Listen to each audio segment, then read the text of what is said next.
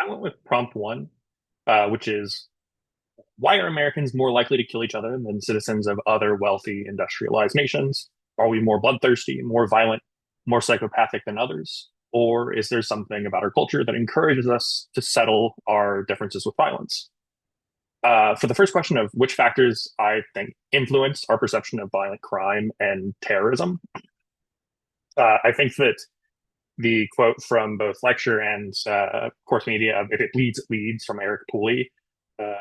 I think that the sensationalizing of violence by the media to boost profits has certainly not helped, as noted in lecture on November 17th, which is also where we heard the quote. With one of the terrorism and media coverage having a symbiotic relationship and terrorism being dubbed the theater of the obscene. As someone in their 30s, I remember all too well how 9/11 took over the nation.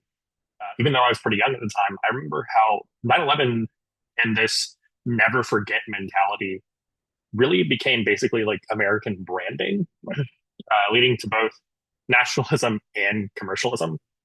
Um, and by providing a new direct line to a global audience, social media also adds to this precedent set by legacy media, as noted in James Dinley's talk on violence in the age of social media, which was one of our course media. But the question of how does violent crime or terrorism affect me mentally or emotionally in my day to day life and why? Well, it really doesn't. Um, However, I recognize that I can only say this because I'm speaking from a place of privilege as a cisgender white passing male living in a country that has not seen war on domestic soil in centuries.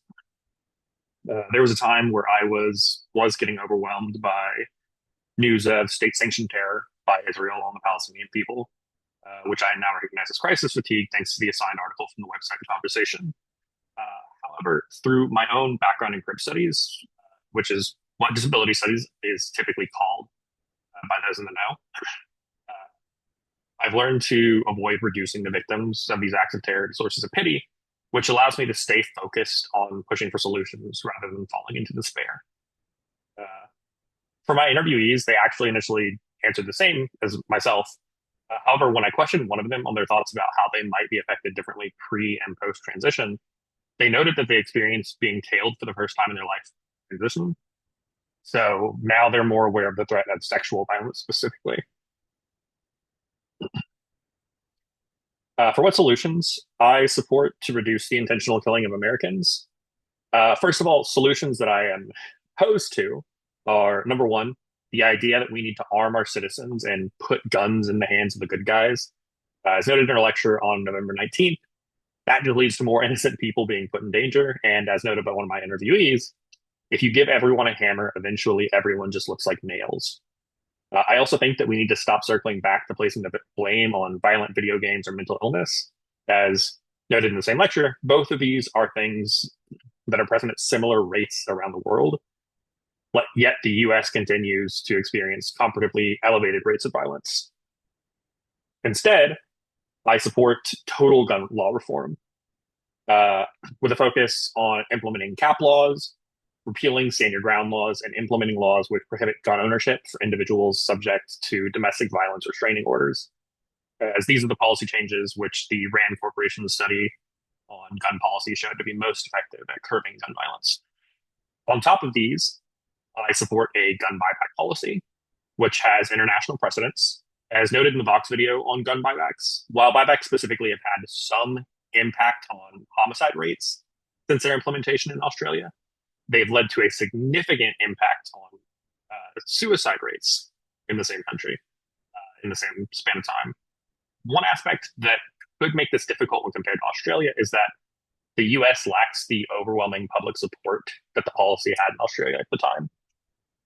An interesting recommendation that one of my interviewees made, which I had not really considered, is to just rip off the band aid, implementing these unpopular laws and letting the benefits speak for themselves, with public opinion changing over time as it becomes a new normal.